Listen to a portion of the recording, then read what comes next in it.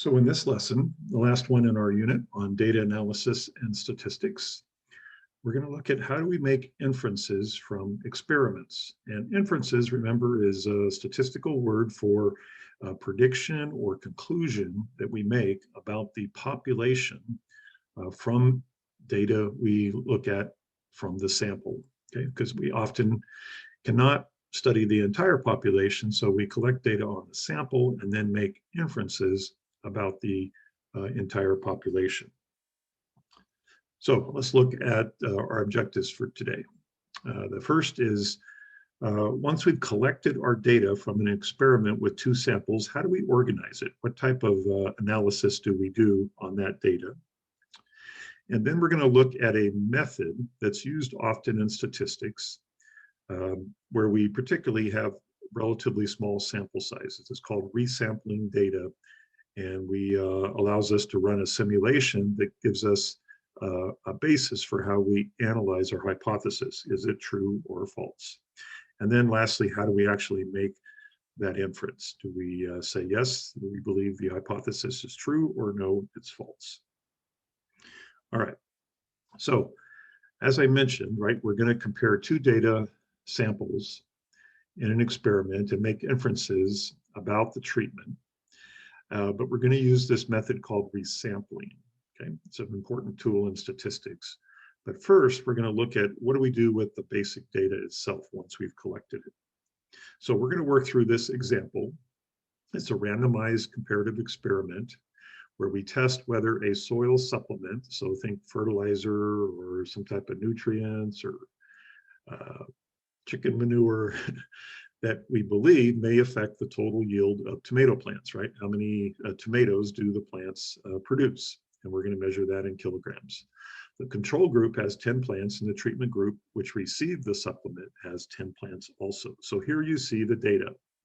So these are the amount of kilograms of tomatoes we got off of each of the 10 plants. Now, what do you think would be a good statistic to calculate for this data? When by a statistic, think back to the ones that we've studied already, right? The mean, the median, the mode, the standard deviation. Which of those would be good to calculate so we can compare the control group with the treatment group? Well, the mean, right, is always a good place to start. So yes, we want to find the mean yield of the control group. We want to find the mean yield of the treatment group. And then we want to look at how they differ, right? So we're going to subtract the control group value from the treatment group mean value. And if they're significantly different, then we can say, yes, right, the supplement that we put in the soil seems to have made a difference.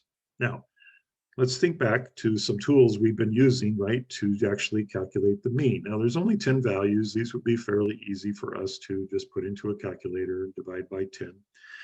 But let's look at using a Google Sheet, a spreadsheet, right? So we put in those 10 values for each group, and then we calculate the average, right? So we can use the average function, and the range that we would use the average function for, right, would be from C3, that first value of 1.2, to L3, the last value of 1.7. And then do the same thing for the treatment group. There, the range would be from C4 to L4. And then once we have those values, we can take the difference and get as we see, a difference of 0.32 kilograms. So let's go ahead and put those values up here that we got from our Google Sheet.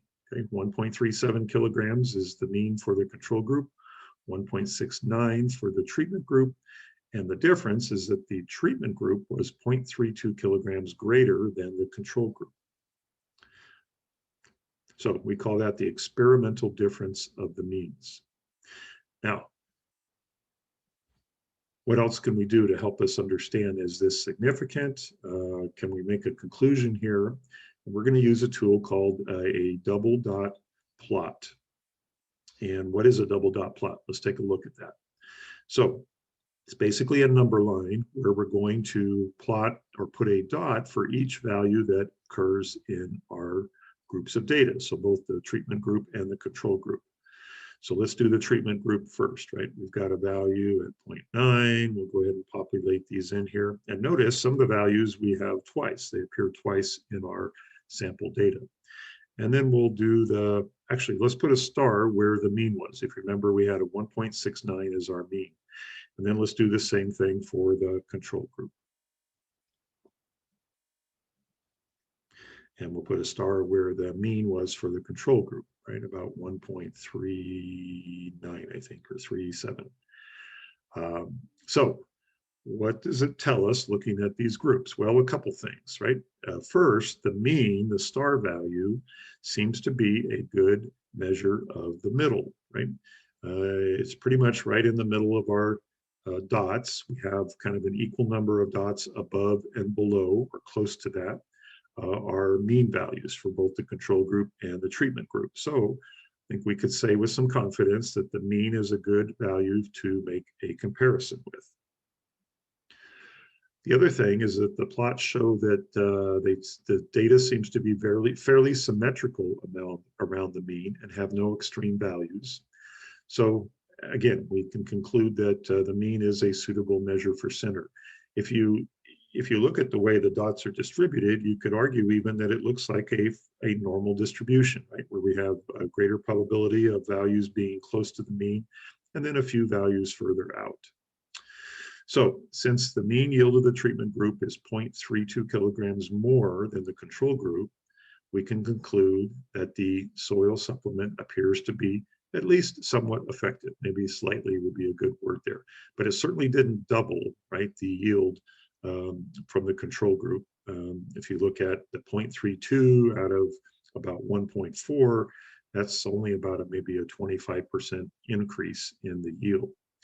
And we know we have a small sample size, and the difference that we measured with just these 20 plants could just be by chance. If you look at our dot distribution, right, we have one treatment group plant that was less than most of the control group, and then we had a couple plants that were equal to or greater than some of the treatment groups. Okay, so we could argue that if we did this over and over again, we could get different values from 0.32,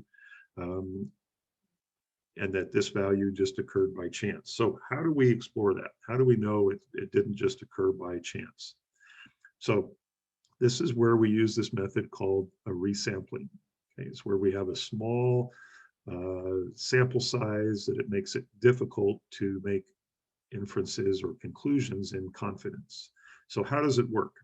We combine the measurements of both groups, right? So we have a total of 20 measurements here, and we basically scramble them up and repeatedly create new control and treatment groups at random. In other words, we take these 20 values that exist in the two groups and then just randomly reassign them to either the control group or the treatment group, okay? Because this is based on the understanding or the assumption that the enhanced soil enhancement had nothing to do, right, with the difference. It's just simply the random variation that we see in tomato plants. Okay, so if that's the case, we could scramble all these values and kind of see what happens over a large number. But let's just see how this works with one set of resampled data, right? So here's our original data.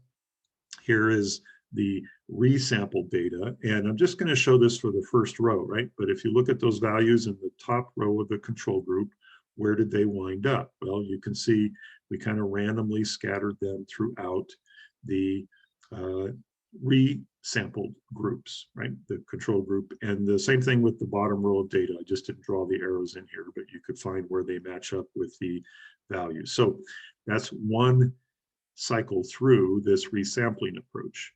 And to really give us a feel for what the distribution would look like of randomly assigning these values to either group, we would want to do this multiple times, okay? So let's do that, okay? Oh, by the way, if you look at just randomly reassigning these values, right, and then doing the same thing, calculating the mean and the differences, the means, in this case, right, the difference is almost 0.08 kilograms.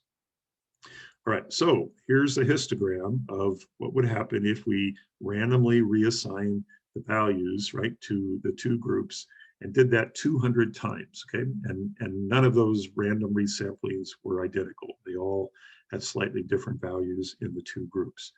And this would show you how often, right, we get a difference of the means, okay? So since the random or the sampling is random, we would expect to get a normally shaped histogram of the number of times we get the various differences. And that's what we're seeing here in the graph. Now, our assumption is that these values were random.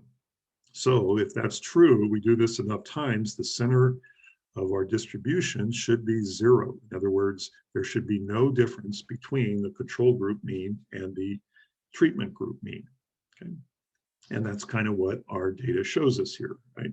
Now, it's not perfect, right? But if we were to do this, say, 2,000 times, we would probably get a smoother curve that would look more and more like a true normal distribution. But I think all of us at this point can recognize that, yeah, this looks like a normal distribution.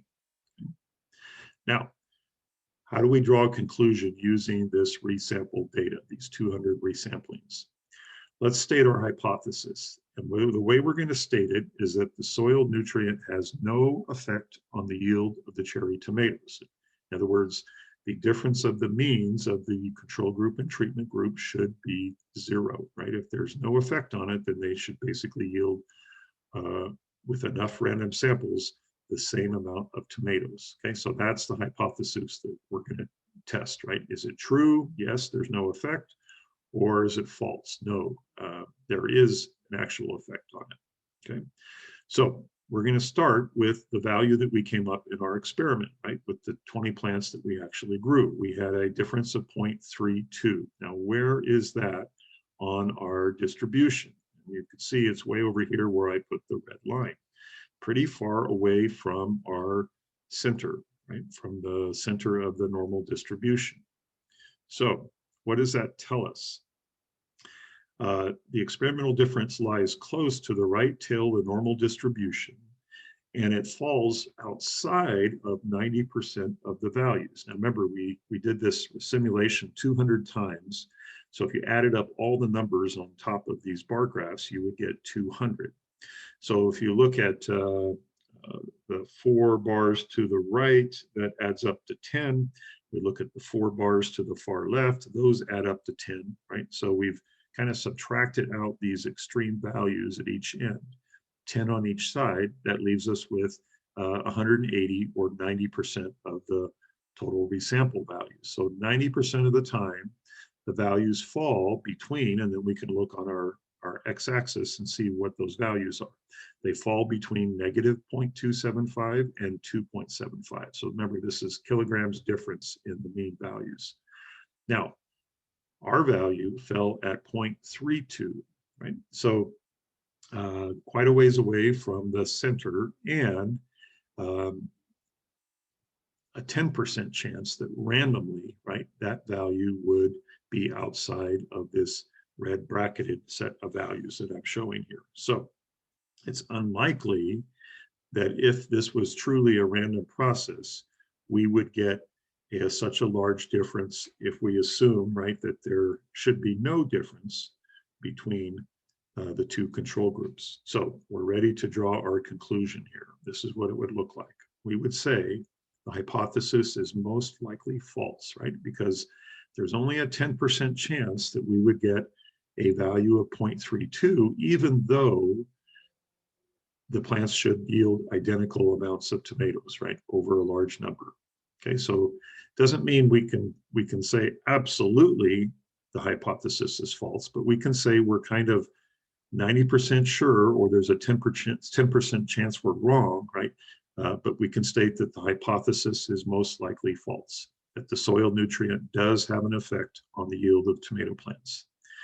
Also, we can point out, right, because the mean difference is positive, right, the treatment increases the yields. If we got a negative value, we could even conclude the other direction, right, that the supplement actually, it makes it worse for the tomato plants. They produce less tomatoes if we'd gotten a value, say, off to the far left here of our distribution. All right, so that's it. We worked through an example of this process for making inferences from experiments, right? We organize our data. A good place to start is calculating the mean or average, see if that's a good measure of center, and then compare the two means from our control group and treatment group. Then we can do this randomized resampling multiple times, and that gives us basically a statistical probability, right, of what's the likelihood of getting the actual value that we did. And then we use that likelihood to make a judgment about our hypothesis. Okay, all right, that's it for the lesson. Take a look at the assignment.